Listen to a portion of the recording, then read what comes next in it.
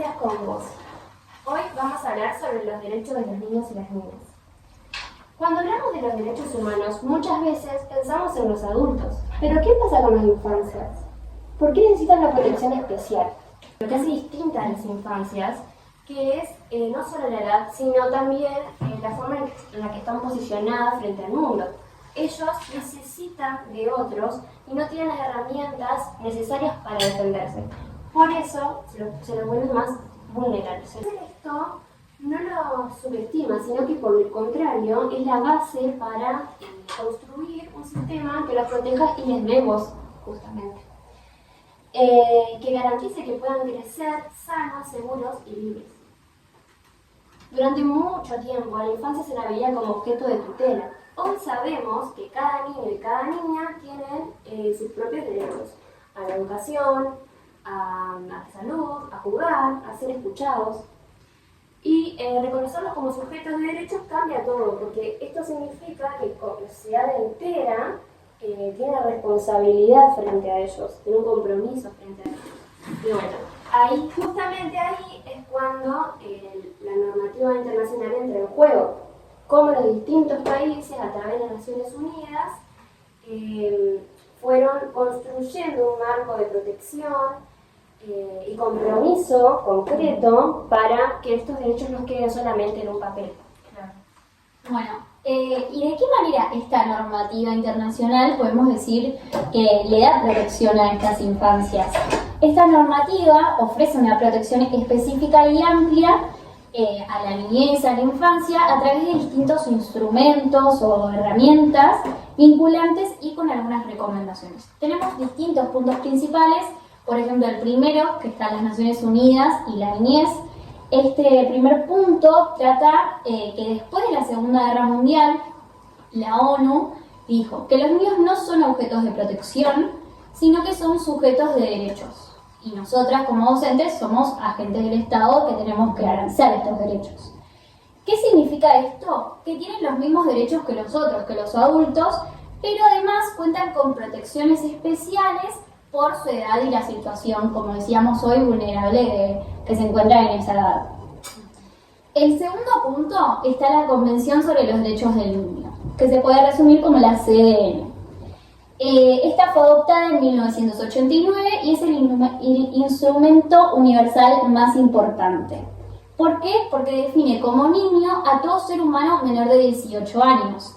Tal vez a nosotros nos pasa que pensamos a la adolescencia no como la niñez, pero todo menor de 18 años es considerado dentro de las infancias y de la niñez cuando hablamos de los derechos. El tercer punto tenemos los principales rectores, que los podríamos decir como los superpoderes de la CDN, que tenemos el interés superior del niño, en donde toda decisión debe priorizar lo que sea mejor para ellos. La no discriminación, que ningún niño puede ser dejado de lado por su origen, por su religión, su género, alguna discapacidad, etc. El derecho a ser escuchado, su voz es muy importante y todo niño tiene derecho a comunicarse, a decir lo que siente y lo que piensa. Y por último, el derecho a la vida y al desarrollo, que es no solo el sobrevivir, sino el vivir en condiciones plenas y considerables. Después del cuarto punto tenemos otros extras que son los protocolos facultativos, que la CDN viene con unos adicionales en donde primero los niños,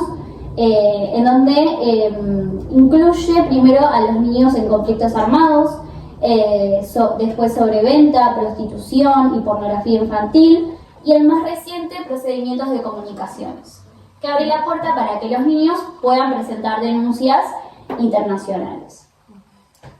Nos faltan dos puntos más. El quinto, que son otros complementos de la ONU. Tenemos las reglas de Beijing, que es la justicia juvenil con enfoques de derechos, las reglas de La Habana, que es la protección de menores privados de libertad, y las directrices de Riyadh, que es la prevención de delincuencia juvenil. No son obligatorias, pero inspiran leyes y políticas en los países. Y por último, ¿quién vigila que todo esto se cumpla? El Comité de los Derechos del Niño, que son 18 expertos independientes. Revisa informes que cada estado debe presentar, Emite observaciones generales que orientan cómo interpretar la CDN, por ejemplo, el derecho al juego o los derechos que hablábamos hoy, el derecho a ser escuchado, a una vivienda, a la salud. Y además la ONU tiene sistemas de monitoreo y revisión. La ONU no solo dice los niños tienen derechos, sino que creó un sistema robusto en donde la convención, protocolos adicionales, principios rectores, reglas complementarias y un comité de expertos vigila a los estados. Todo esto convierte a la niñez en protagonista de su propia historia de derechos. Qué bueno. ¿Se acuerdan que habíamos hecho una encuesta en Instagram? Sí. Ahí me gustó una pregunta que hizo Lucía de Caseros, que ella decía, ¿qué tan protegidos están los niños? ¿No? O sea, los derechos. Y la verdad que fue una pregunta muy interesante. Y en el sistema interamericano no existe un tratado específico para los derechos de los niños, sino que existen normas muy importantes. Por ejemplo, la Convención de los Derechos de los Niños, que esta dice que todo niño es sujeto pleno de derechos, ¿no? Entonces, también existe el Protocolo de San Salvador, que se va más para defender los derechos de la parte de economía, culturales, sociales, la red de trata, la desaparición. Es muy bueno y hay muchos casos más para investigar, ¿no? Después hubo un cambio muy grande en 1994, que surgió la ley 26.061, que ahí esta Convención de los Derechos pasó a tener el mismo nivel que la Constitución. Y acá sigue siendo lo mismo, solamente que ahora los derechos de los niños están más íntegros, donde ahora muchas personas con discapacidad, inmigrantes, indígenas, ahora tienen más derechos, ¿no? Pero igualmente, como seguimos charlando, hay muchas personas que son muy vulnerables y que no están muy bien protegidos. Lo que nombré recién, ¿no? Sobre todo los niños con discapacidad, que no todos tienen el derecho para poder ir a un hospital, hacerse atender con un médico, ir a la escuela. Lo mismo los migrantes, los indígenas. Entonces se vuelve muy difícil, pero como veníamos charlando también, nosotras al ser docentes, formándonos, y para los que nos están viendo, debemos garantizarles a los niños que ellos sí pueden. Sí, y eso que hablabas de los niños con discapacidad, como que no solo se presenta un obstáculo en la educación o con las dificultades al integrarlos, sino también en su vida cotidiana, en la accesibilidad para ciertos lugares, ¿no? Para andar en la vía pública, para ir, no sé, a ver una obra de teatro, como que falta mucho todavía para que puedan. Ahora venimos viendo cómo en la teoría estos derechos de los niños y las niñas están protegidos por leyes, tratados, convenciones, normas, pero la gran pregunta es, ¿qué pasa en la práctica? Las distintas noticias nos muestran cómo estos derechos en muchas situaciones se vulneran, con distintos tipos de violencia, con la falta de acceso a la educación, con trabajo infantil, pobreza extrema, entre muchísimos otros ejemplos. Veamos algunos ejemplos concretos donde nos muestran cómo estos derechos de la niñez se ven afectados en distintos lugares y contextos. A nivel mundial podemos hablar de los miles de niños y niñas que siguen siendo víctimas en zonas de guerra. Estudios recientes, informes, documentaron asesinatos, desplazamientos y abusos contra la infancia en lugares como Palestina, Congo o Haití.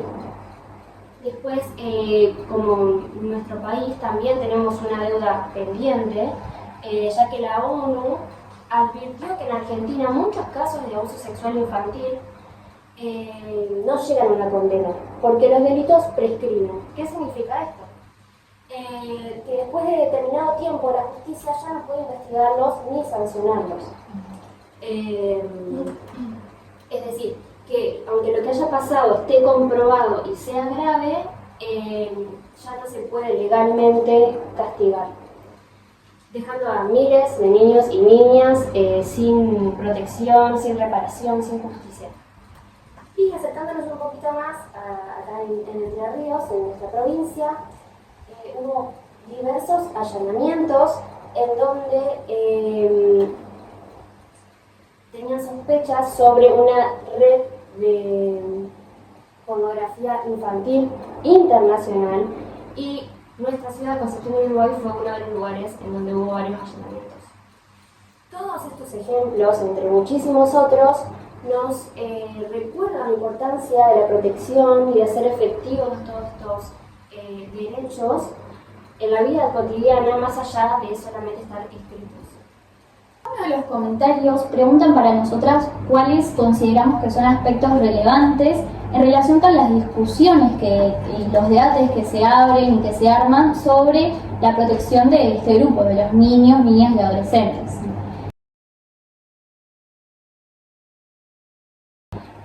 Como primer punto, nosotros consideramos la universalidad de los derechos.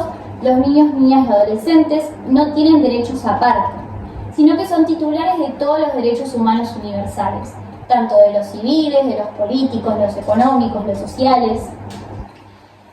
La Convención sobre los Derechos del Niño lo que hace es adaptar estos derechos a sus necesidades especiales.